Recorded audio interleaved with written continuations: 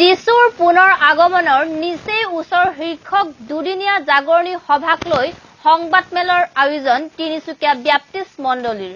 Tinsukia Baptist চাৰ্চৰ সভাকক্ষত অনুষ্ঠিত সংবাদমেলত ২৬ আৰু ২৭ জুলাইত আয়োজন কৰা যিশুৰ পুনৰ আগমন নিচেই ওচৰ জাগৰণী সভাৰ বিষয়ে বিতংকৈ সাংবাদিকসকলক জানিব দিয়ে।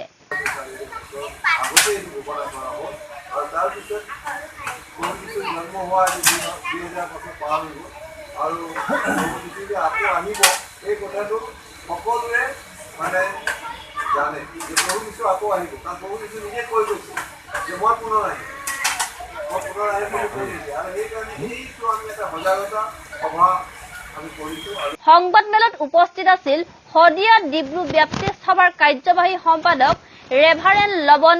পেগু, নাগালেণ্ডৰ মিছনাৰী আলেম লা লং কুমাৰ, নেশ্যনেল খ্ৰীষ্টান কাউন্সিলৰ অসম ৰাজ্যিক সভাপতি সুমন ইছলাৰী, তিনিচুকীয়া ব্যাপ্তিষ্ট মণ্ডলীৰ সভাপতি ইজৰাই নন্দৰ উপৰিও বিভিন্ন ঠাইৰ পৰা অহা মিছনাৰী শিক্ষকসকল।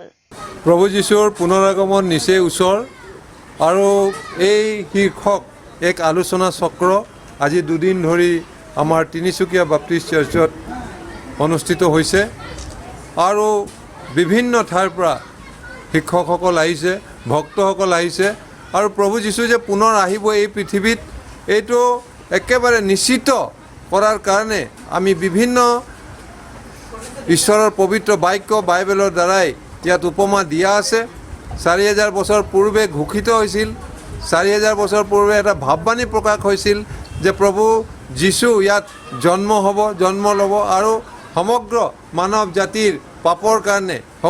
সমগ্ৰ মানৱ জাতিৰ পাপৰ বোজা তেওঁ নিজৰ মূৰত লৈ ক্ৰুচবিদ্ধ হৈ এই মানৱ জাতিক ৰক্ষা কৰিব। গতিকে এইটো এতিয়া দেখা গৈছে যে প্ৰভু যীশুৰ জন্ম হোৱাৰ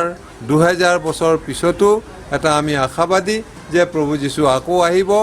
আৰু সেইকাৰণে আমি নিজকে প্ৰিপেয়াৰ কৰিবৰ কাৰণে আজি বিভিন্ন ধৰণে আমি এই আলোচনা চক্ৰবিলাক অনুষ্ঠিত কৰিছোঁ যাতে প্ৰভু যীশু অহা দিনা আমি যাতে তেওঁৰ লগত যাবৰ কাৰণে সক্ষম হ'ম এই বিষয়ে এই সমগ্ৰ আলোচনা চক্ৰত আজি